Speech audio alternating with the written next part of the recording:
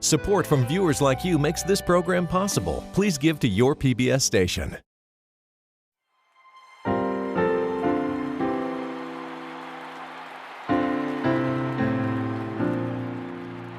It was a time of prosperity and hope, a time of promise and expectation. When the robust presidential candidacy of Herbert Hoover began in 1928, America was riding waves of optimism and opportunity.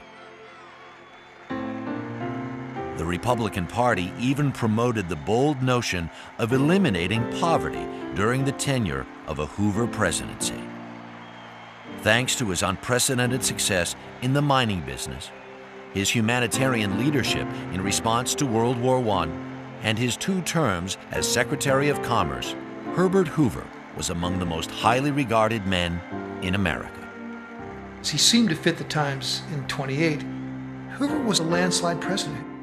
He had a mandate. He had a majority of people with him. He had a sense of America as a special place in the world. He had a strong sense, if you will, of American exceptionalism. He had more brains than most people, and he knew a lot more than most people about almost everything. And yet, that wasn't enough. 4 years later, the nation and the world were mired in the worst depression in modern history. In 32, 4 years later, he couldn't have been more out of the times. He seemed to be a man from another century by then. The great paradox of Herbert Hoover was that he had a reputation, a justifiable reputation, as being the great humanitarian for his work in World War I and for his work even as Secretary of Commerce under Calvin Coolidge. He understood how if businesses were prosperous, the families who were dependent on the breadwinners who worked for those businesses would be better.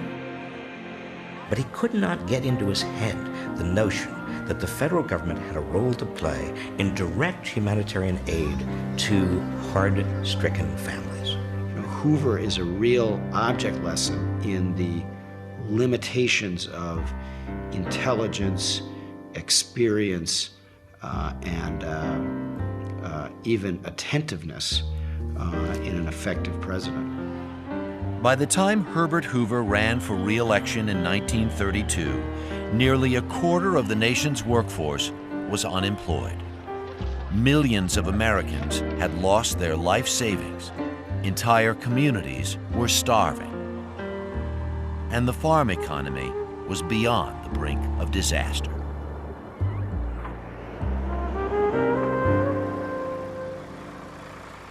Now the battle must be continued. We have yet to go a long ways and to capture many positions to restore agriculture and employment. But it can be made plain that if the strategy which we have established is maintained, and the battle not halted by change in the midst of action, we shall win. Herbert Hoover had an unprecedented reputation for managing crisis and tapping into America's voluntary spirit. Yet in the face of an agricultural crisis, a stock market collapse, massive unemployment, and the failure of the international banking system, Herbert Hoover lost the confidence of the American people.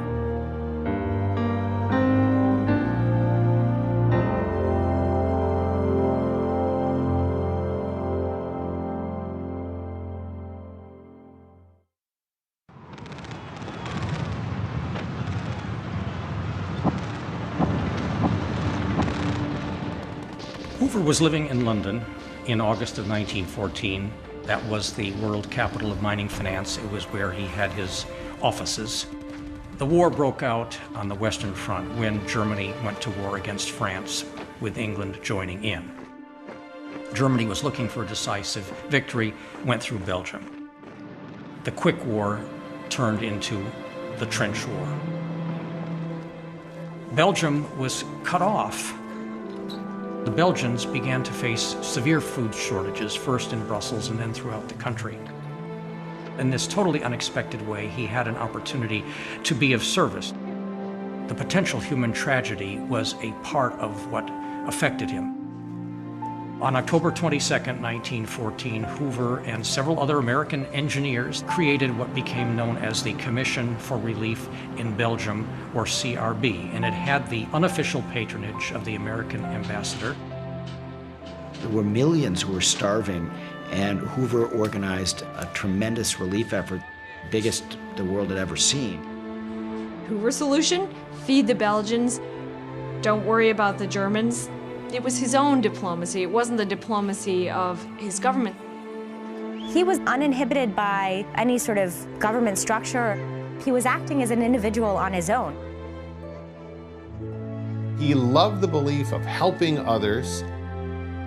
He really establishes the first international NGO, non-governmental organization, for humanitarian relief. The Commission for Relief in Belgium was unique in the history of the world. There had never been an attempt to feed an entire country at war under enemy occupation by neutral representatives of a faraway country. Prior to Herbert Hoover, prior to World War I, countries took care of themselves, and if they couldn't, their people starved.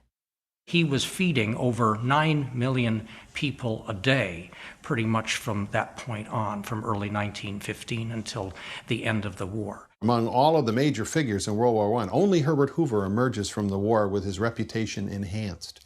In 1920, both parties seek Herbert Hoover as a potential nominee for the office of President of the United States. The Hoovers and the Roosevelts were friends starting in World War I. And Roosevelt actually wanted Hoover to run for president as a Democrat in 1920, and I am convinced that he wanted to be Hoover's running mate. FDR himself actually wrote to a friend that our best bet would be to nominate Herbert Hoover. Franklin Roosevelt goes to the home of Herbert Hoover on S Street and tries to convince him to declare himself a Democrat. And at that point, Roosevelt says he will run Hoover's campaign for president because he thinks so highly of this man, Hoover. He, in some ways, is the actual kind of personality that F. Scott Fitzgerald was trying to write about in The Great Gatsby, somebody who comes out of obscurity and becomes a great world-commanding personality.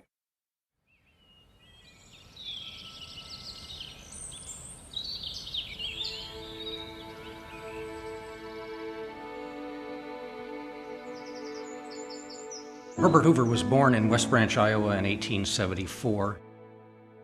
He was the son of Quakers on the Iowa frontier. He wasn't really a practicing Quaker over the course of his life, but his formation as a young man and his personality as an adult do reflect that Quaker background. He was orphaned before he was 10 years old. At the age of 11, he was sent to Oregon to live with a maternal uncle. He had no means, no family behind him, no inheritance, no nothing. You can only imagine how lonely and frightened and insecure this kid must have felt. And yet he becomes this great self-confident personality. He was able to gain admission to the first entering class of Stanford University in the fall of 1891. He worked himself through Stanford as a member of its pioneer class, its first four-year graduating class.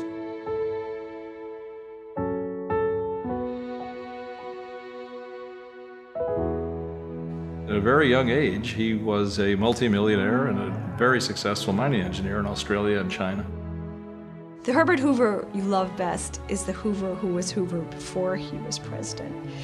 The Hoover who was the most successful young man of his generation, a mining engineer at a time when mining was where the wealth was. The will to achieve was exceptionally strong in him, and that the first way that that took shape was to be a financial success in the world of mining, engineering, and finance. Luck then came to people who knew how to get commodities out of the ground. He got gold out of places where people thought you couldn't get any gold anymore. He built up this field that was so important to the world economy. And he once said later in life that his objective in life was to be not dependent upon anyone. So from his engineering profession, from his Quaker background, from his orphanhood, and from his Stanford experiences and educational philosophy that he imbibed from Stanford, one sees the making of a super achiever. He became so well known in America that his last name becomes a verb, to hooverize, meaning to help find food for people in need. People felt like he could do anything. When he decides he's a Republican, he goes into the administrations of Warren Harding and Calvin Coolidge as Secretary of Commerce. And he takes the Commerce Department from a kind of a backwater and he makes it the center of the action in Washington. Now, why did he want that? Because I think Hoover liked public life. He liked public service. He had the taste of the possibility of becoming President of the United States in 1920. And I do believe that at some point along in there, at the end of World War I, Hoover conceived the ambition of wanting to be President of the United States. Hoover is not credited enough with what he accomplished as Secretary of Commerce. Among the best secretaries of commerce ever in history, in terms of bringing the American economy into the 20th century. We have a Commerce Department that basically says government has a role at the table of industry and improving standards. We're going to have federal highway standards. We're going to regulate traffic by having something called a traffic signal. We're going to have road signs that'll help people get across the country. We're going to regulate radio waves to make sure that people get clear signals. We're going to have the school lunch programs. We're going to have lots of things that are going to make life better. He was involved in railroad regulation, the regulation of the nascent airline industry, waterway development, regulation of products, standardization of products, of industrial waste, and conservation. You name it, Hoover was there. He almost was the undersecretary of every other department. Now that made him something of a bureaucratic imperialist.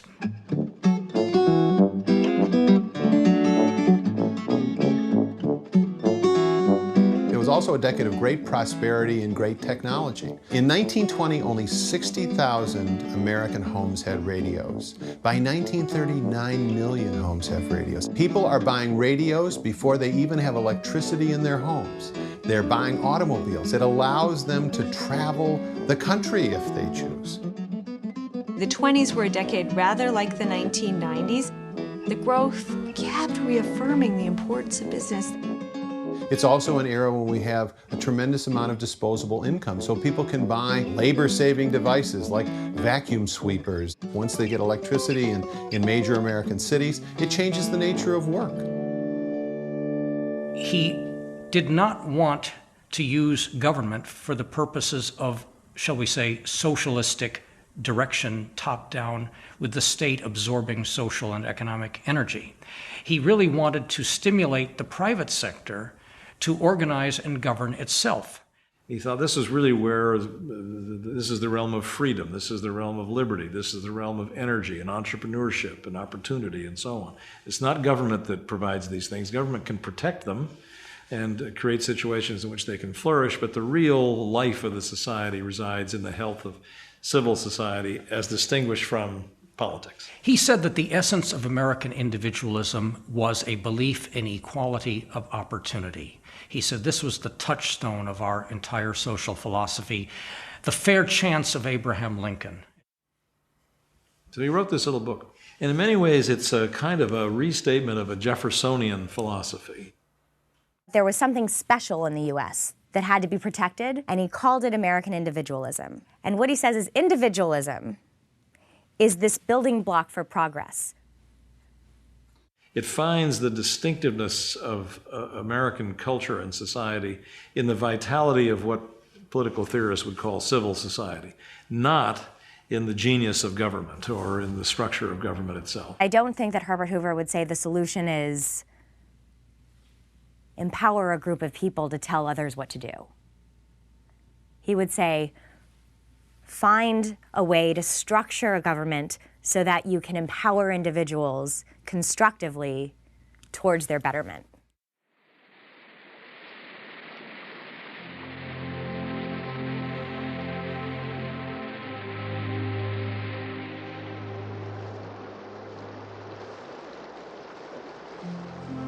It was really the 1927 Mississippi River flood and the way he handled it that propelled him to the national spotlight. It refurbished his humanitarian credentials. It was very well timed for him politically.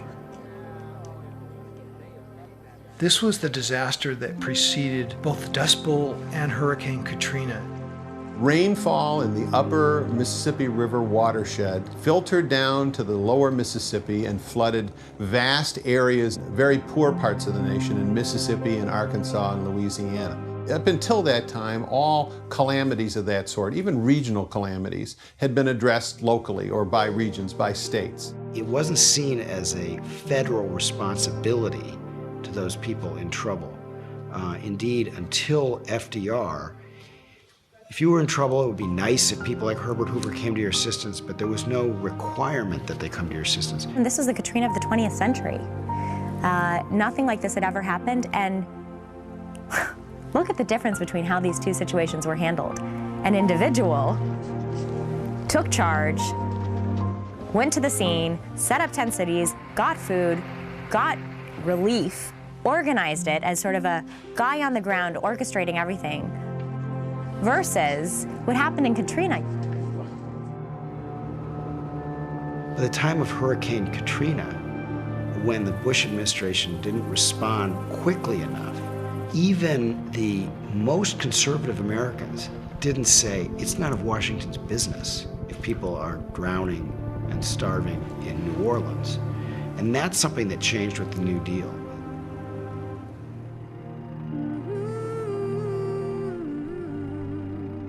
What Hoover mostly did, and Coolidge did too, and they went on the radio and did this, in fact, was to appeal for money from the charitable free will donations of the American people, and raised many $1 million. In fact, it was quite successful in dollar terms.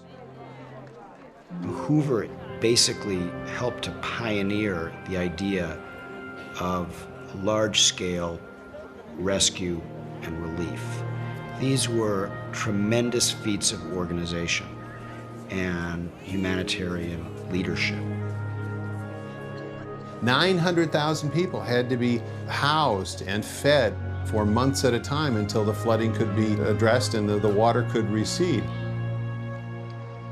A number of the Democrats in the South, with Franklin Roosevelt helping to lead the charge, Roosevelt was then out of office, argued that this was far too big an emergency to be handled by traditional mechanisms. Hoover saw this as a reaffirmation of American individualism, although he was willing, I think, more than Coolidge, less than Roosevelt, to involve the federal government in certain kinds of Reconstruction measures. And so he got enormous press, popular press. And because it did focus on his achievement and his particular style of leadership, and it did harken back to what happened in World War I, it propelled his candidacy forward. Coolidge referred to him as the Wonder Boy. So there was a fair amount of animosity, I think, within the Republican political establishment to this fellow Hoover, whose ideas seemed to wander off the Republican agenda from time to time, who didn't have any specific loyalties to any Republican political machine. What's he going to do next? But it was hard to deny him. There was this issue, who would succeed Coolidge? Would Coolidge run again in 28? Would Hoover have a turn? Hoover made himself famous with this flood. Herbert Hoover had established himself as a great humanitarian, a great Secretary of Commerce. He was in the middle of everything that the Coolidge administration had done. So by the time of the 28 election, he was the natural. He had a highly unusual career path to the presidency. He never had elective office or military experience. Here was the man who fed the Belgians, a man who could present himself as an executive, as a doer, as a humanitarian, as an engineer, His career up until 1928 was an unbroken trajectory of success. It was like having Bill Gates run for president or having Steve Jobs, even more, run for president. That guy who has that thing the government envies and the private sector has, that was Hoover. There's been no presidential candidate since, to my mind, whose principal claim on our political attention has been just his sheer, unqualified competency. That was Hoover's great signature characteristic as a presidential candidate in 1928, and I don't think we've seen the likes of it since. He was enormously popular among the college students and college professors of America. We could appeal to independents and some Democrats as a kind of untainted, good government Republican. He was a Protestant in a campaign where the Democrats had nominated the first Roman Catholic, Al Smith, to run for president. He was used to being the smartest guy and used to everyone following him, and used to serious amounts of adulation. So he thought it made sense that he should be president, and one could argue it did make sense. Coolidge himself had said the business of America is business.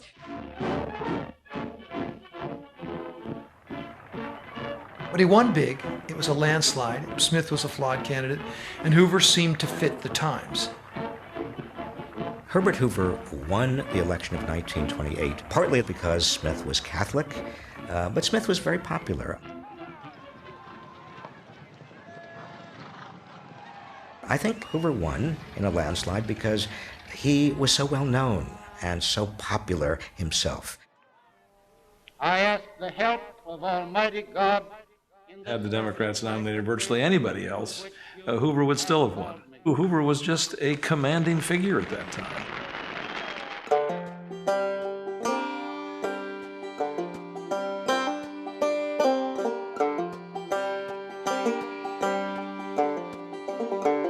It's worth remembering that roughly half of the country was still rural, and the agricultural sector was still a very, very important sector. It accounted for maybe a quarter of all gross domestic product. Today it's about 2%. Even as late as the 1920s, about 80% of all the homes in the countryside had no indoor plumbing. Roughly a third to 45% of the entire population here, tens of millions of people. Virtually none had electricity. The agricultural sector had been depressed ever since the immediate post-World War I era. There was prosperity for the rest of the economy, but part of that prosperity was almost at the expense of the farmers because commodities became so cheap. There was an active agricultural depression going on in the late 1920s. It had to do with the price run-up, with prices going all the way up and then all the way down. The market had completely collapsed. They produced way too much.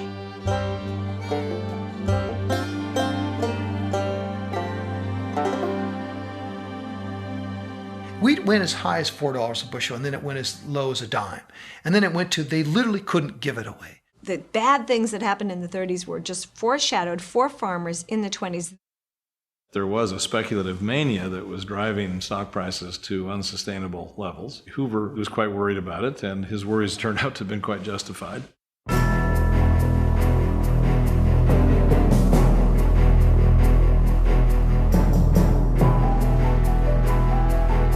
The real question on October 29th, 1929, is Herbert Hoover is president of the United States, the stock market, there's a terrible panic. Is this the beginning of a long-term change in our economy? Is this a long-term economic collapse that is going to require a new way of governance? Without question, Hoover would have denied it at that point. Everyone in the nation was in denial.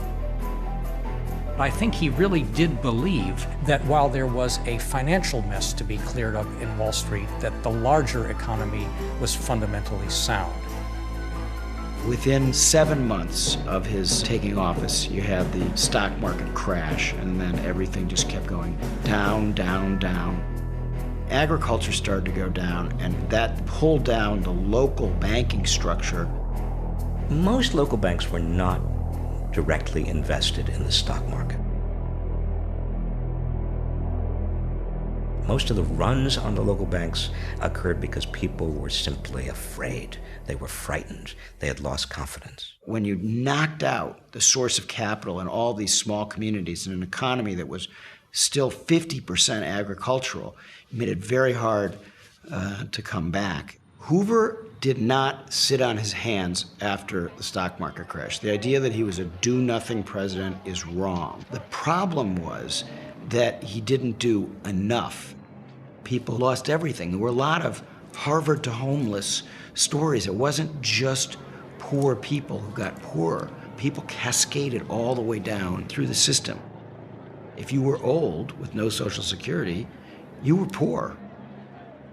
If you just were a regular person and you happened to put your money into one of the 10,000 banks that went under, you were done. No deposit insurance. I have some news for you, folks. I was just talking to old man Potter, and he's guaranteed cash payments to the bank. The bank's going to reopen next week. But, George, I got my money here. Did he guarantee this place? Go to the bank, just like in the movies. They pull down the shade. Sorry, your money's gone. You're out of luck. That's life. That happened to millions and millions of people. The money's not here. Well, your money's in Joe's house. That's right next to yours. And in the Kennedy house, and Mrs. Maitland's house, and 100 others. The banks were not backed by anything.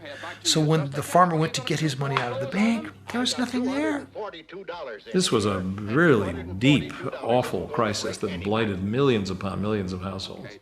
The most human face of the onsetting depression, of course, was the unemployment situation, people going jobless.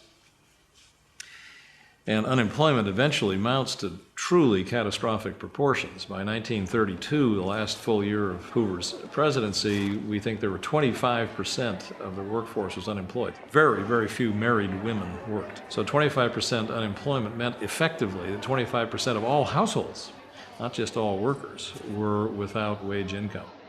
It really was a character test for Herbert Hoover that he failed. He doesn't want to create institutions that will permanently encroach upon the robust vitality of civil society. So creating a permanent welfare class, a class that is long-term dependent on federal largesse for its daily bread, is something that he just fights shy of. He really did not want to abandon his belief that the American people could help one another. It was almost in his fiber, in his bone. And I can't tell you why he clung to this so dearly in the face of a greater need to provide food to people and housing to people who clearly were living in shacks, were eating what they could. He knew how to deal with the crisis. Here he's confronted with the greatest crisis that any American president has had since the Civil War, and he fails miserably. When it came to people who were starving or families who were in need, Herbert Hoover assumed that individuals in communities, through their voluntary actions, would take care of each other. It was not the job of the federal government.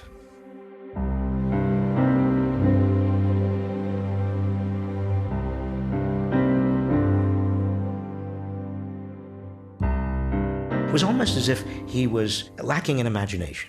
He just couldn't see the possibility for the federal government to actually give humanitarian assistance directly to families in need. He had very, very few tools or policy instruments. The Securities and Exchange Commission did not exist yet. The Federal Reserve Board had not fully evolved. Can you imagine the fear? There was not unemployment insurance. There was not Social Security. There was not even a minimum wage. There was nothing. The federal government had no safety net, didn't even think in terms of safety nets. And suddenly everything started to crumble before your very eyes. You didn't understand it. Nobody was explaining it to you. Nobody understood it.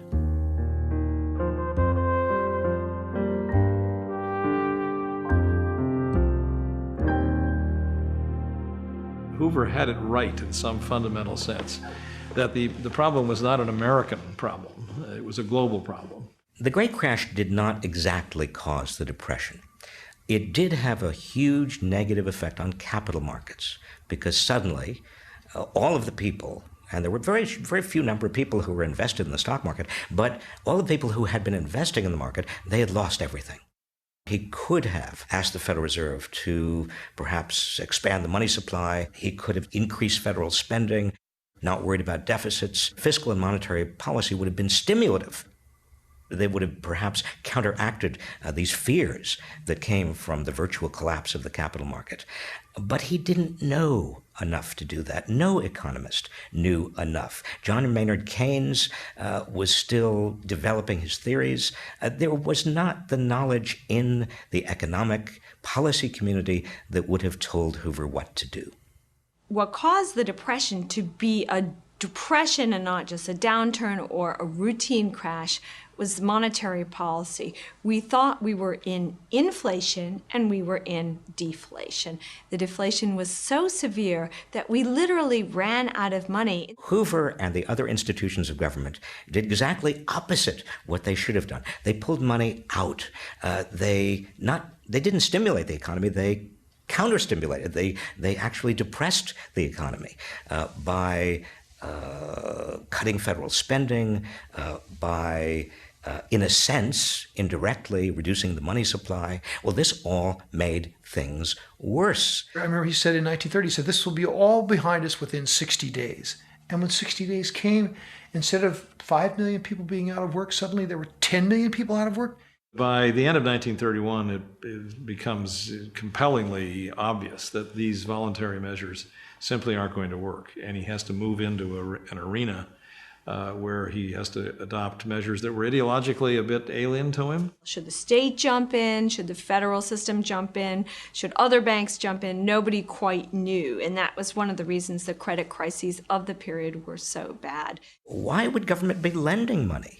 Now, today we say, of course, to stimulate the economy. But even the verb to stimulate the economy had not yet been invented. So what did he do? He summons governors to Washington, D.C., and he asked them to accelerate any plans that they had on the shelf for new bridges and roads and buildings and so on as a way of pumping money and employment into the economy. He calls leading business people to the White House and urges them to maintain wage rates and to maintain payrolls, maintain employment as much as they could. But what neither he nor anybody else at the time could understand was that the crisis that was brewing was on a scale and to a depth that nobody had ever seen before.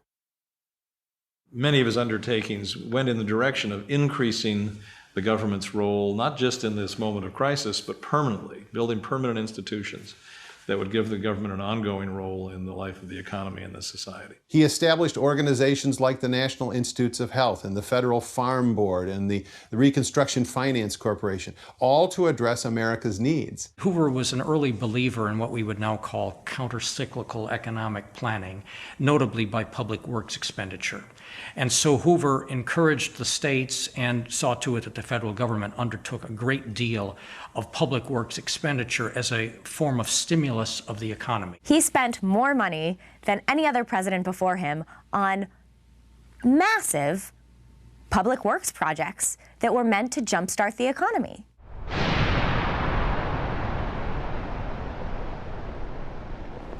Projects that then hired workers to build dams, to build bridges, to build roads that would create lasting infrastructure for people to use that would help commerce. Hoover eventually started giving money to the banks. He started giving money to small businesses. He started creating a lot of lending windows. Now, nobody in the federal government had ever done any of this before. This was all innovation. These were innovations that were taken up by Franklin D. Roosevelt in the New Deal. But Herbert Hoover did not give money directly to individuals. The very rich had money, but the very rich didn't need all the goods and services. That's what it means to be rich. You already have most of what you need. Exports could not nearly take up the slack. If you protect the American market from foreign competition, you are also reducing sales by American businesses abroad. You are increasing prices to all Americans of everything they purchase abroad. You couldn't do anything worse than the Smoot-Hawley tariff. The Smoot-Hawley tariff episode is one of the really awful moments, I think, in Hoover's general political career. It enacts the highest tariffs, virtually the highest tariffs in all of American history. Makes it virtually impossible for foreign vendors to sell into the American market. notwithstanding the fact that over 1,000 economists wrote a letter to the New York Times saying, please don't sign this tariff. Bad things will happen, Mr. President, if you do sign the tariff, including professors from his own university, from Stanford, saying, please don't sign this. Hoover still signed it. So that's a bad one. The Democrats, the low tariff party, immediately claimed that this was a huge policy error. And more recently, the devotees of supply-side economics and the policy outcomes that flow from that have argued that Hoover exacerbated the Depression, perhaps turned a recession into a depression by permitting the rates to go up. And most economic historians looking back would agree that the what we today, I suppose, would call the siloing or stovepiping of all these various national economies really just absolutely struck the global economy a paralytic blow and it's what helps ensure the depth and duration of the Great Depression. Came the Depression and a movement built up in this country. Congress in 1924 had passed a form of compensation for the veterans of war. The thought was that this adjusted service certificate, or as it was popularly known, the bonus, would become available to them in 1945. A number of unemployed World War I veterans said, we're going to go and lobby for our bonus before 1945 because, frankly, the veterans needed the money now. The movement caught on. They started to come into Washington at the end of May, and the number of such people coming came to probably around 20 or 25,000.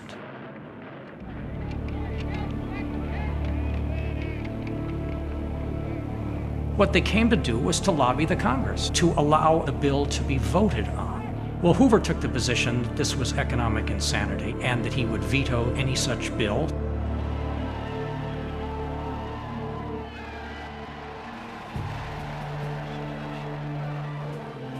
The House of Representatives passed the bonus. The Senate voted overwhelmingly to reject the bonus.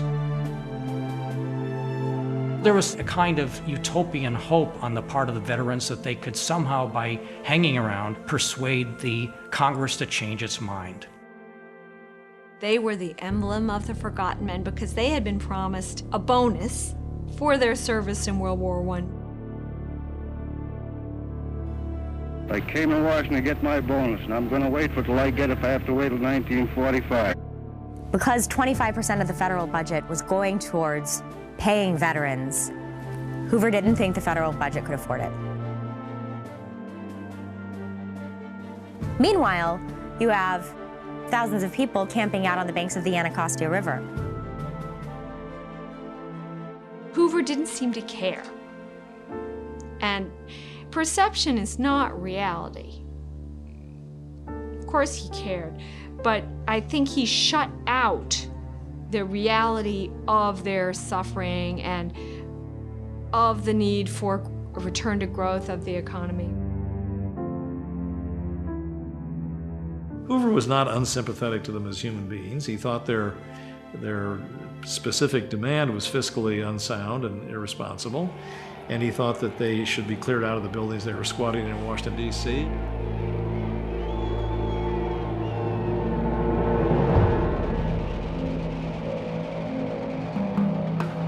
He's calling out the Army, and several names that we know now. Douglas MacArthur, Eisenhower was there, Patton was there. All three of them were involved in this cleanup of these rebel homeless men, the bonus marchers. It was brutal. He at no time ordered the burning of their encampments. That was MacArthur's idea. MacArthur was supposed to get the people out of the downtown area. He took a very expansive view of his authority. To MacArthur, the affected area seems to have been wherever any of these people had their camps. Who knows why he allowed that to happen? He could have easily and accurately have laid the blame for this off onto MacArthur, but he didn't. Hoover took the blame for it.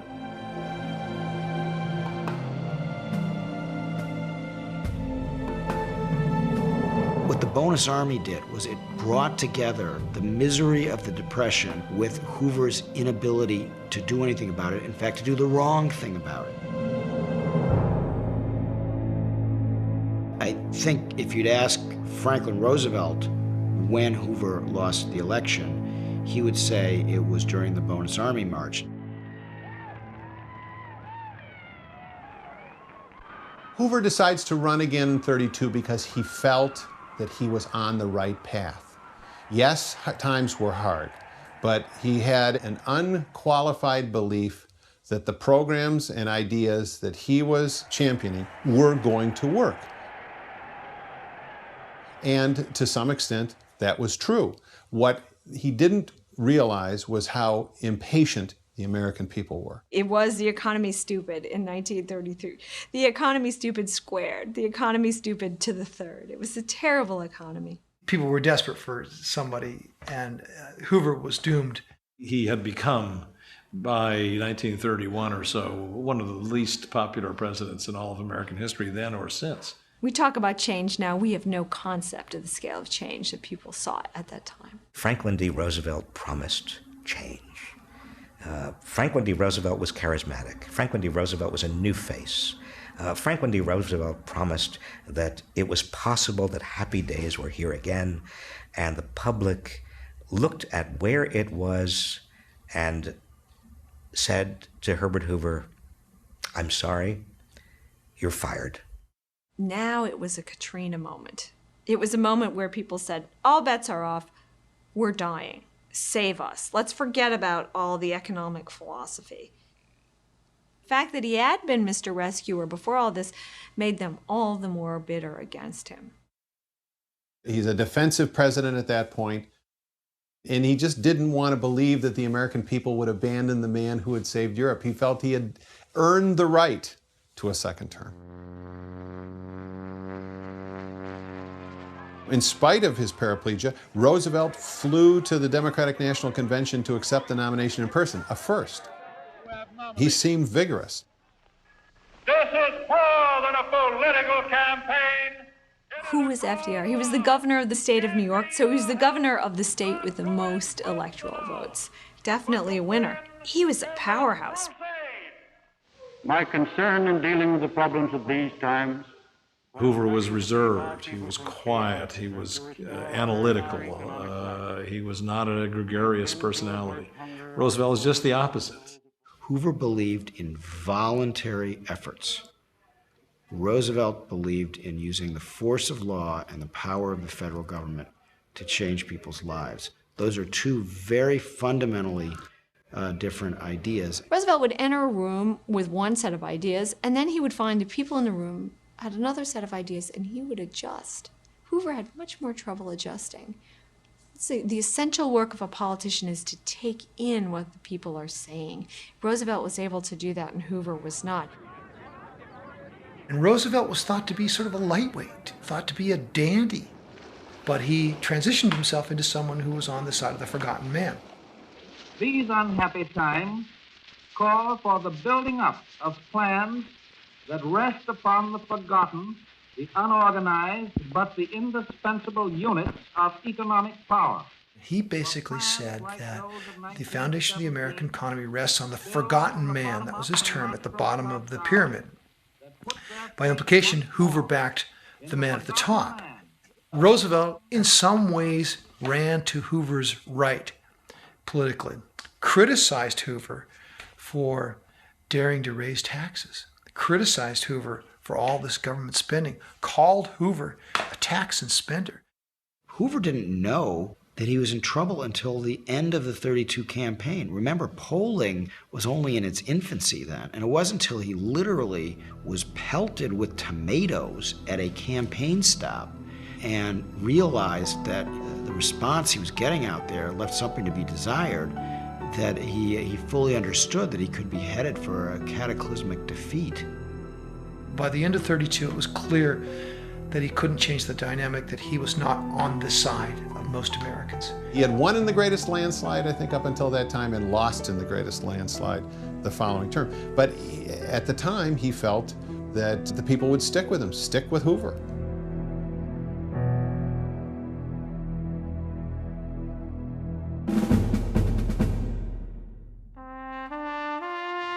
This was considered to be the most critical turning point or transition in presidency since the Civil War.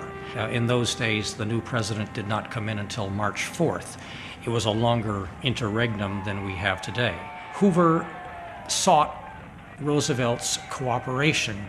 He invited Roosevelt to come to the White House. When he first approached Roosevelt, he wanted Roosevelt to stipulate to 5 or 6 things in a joint statement. Roosevelt refused. Hoover, I think, got it in his head that Roosevelt was being coy and uncooperative for base reasons. Roosevelt got it in his head that Hoover was trying to trap him in some way to curb his freedom of action. It basically became evident by January that Roosevelt was not going to do anything significant to advance what Hoover thought was the right policy dealing with these international economic issues. Now, I would fault Hoover for not taking action at that point. He should have used what authority he had to declare a bank holiday or a bank moratorium, as he called it. And he would only do it if President-elect Roosevelt joined with him, and Roosevelt didn't want to have the responsibility when he wasn't president yet. The crisis took another turn in mid-February when the banks in Michigan started to fall. And this became kind of the final push in the stack of dominoes leading to the complete closure of the American banking system. They were basically talking, even arguing on the phone as late as 1 o'clock in the morning on the day of the inauguration. Unimaginable now, the outgoing and incoming president, talking about the banking crisis in very strained terms.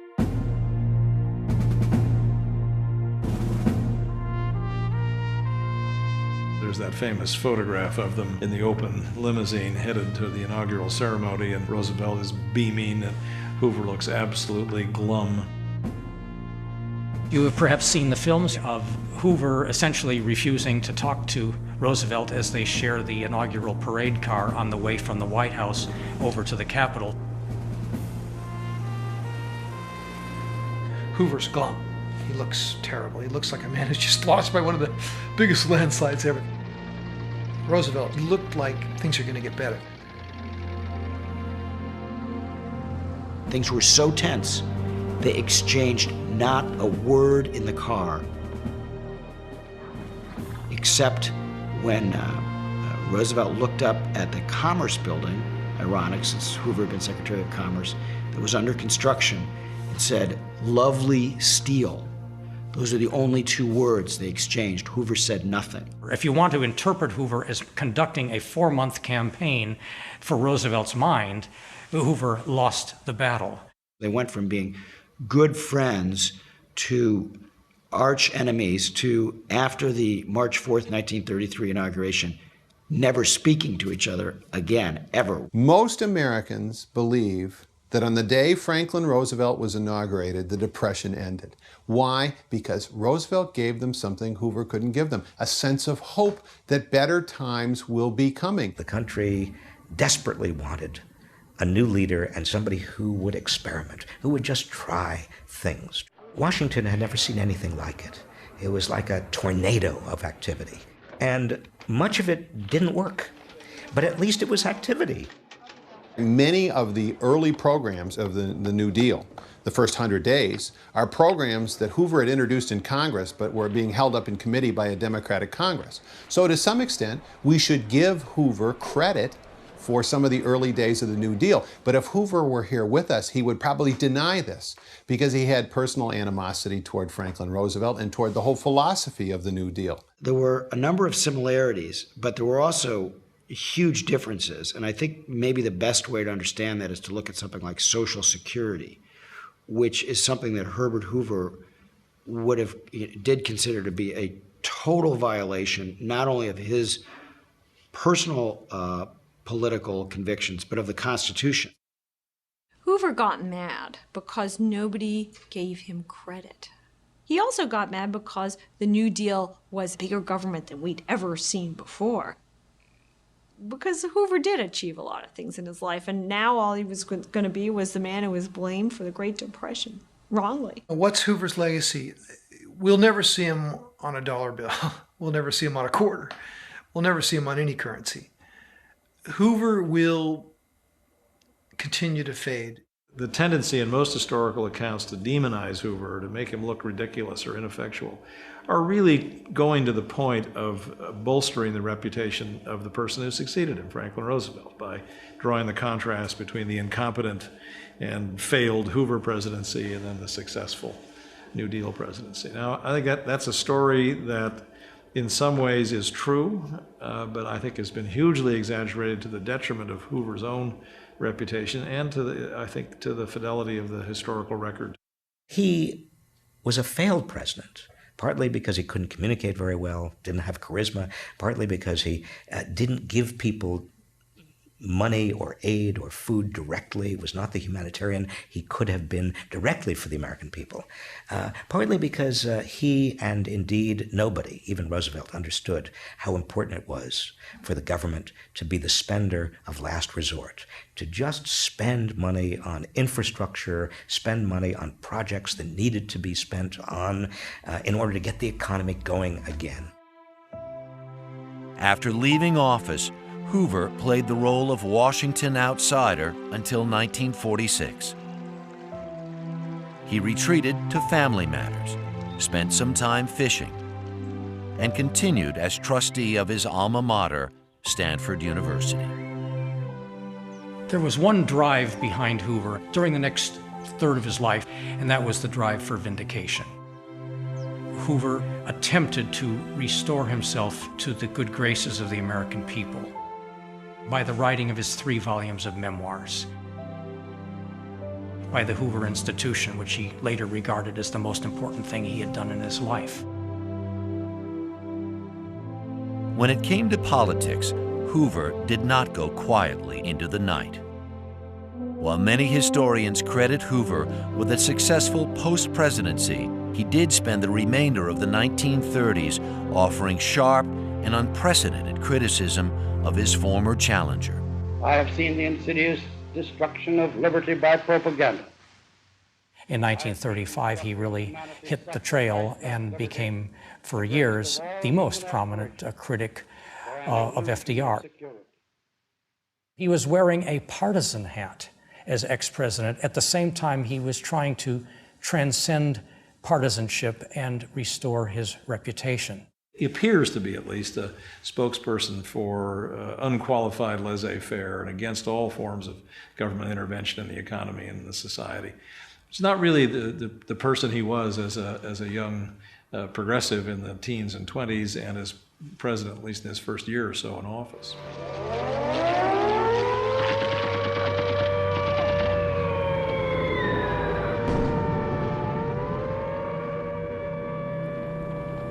The bombing of Pearl Harbor and outbreak of World War II brought the nation together in a common cause. After Pearl Harbor, Hoover sent out some kind of signal that he was willing to serve in some nonpartisan capacity, and Roosevelt never invited him to do that. Shortly after Roosevelt's death, and with Harry Truman assuming the presidency, Hoover was asked to return to the nation's capital. Truman tapped Hoover to reprise the role of his lifetime, this time helping the victims of World War II. As honorary chairman of the President's Famine Emergency Commission, Hoover flew to 38 countries to assist in providing food relief for millions of starving Europeans. Rejuvenated by his new role, Hoover participated in several civic functions, including the Hoover Commission, a bipartisan group challenged with reorganizing the executive branch of government. He had kind of outlived his political enemies, and in his final years there was a certain avuncular image about him, and I think a lot of people felt that while they may not have agreed with Hoover, he had tried hard and was a decent and honorable man. Those were sentiments that were not so widely shared when he left office. Herbert Hoover outlived his wife, Lou Henry, by more than 20 years. He died in 1964.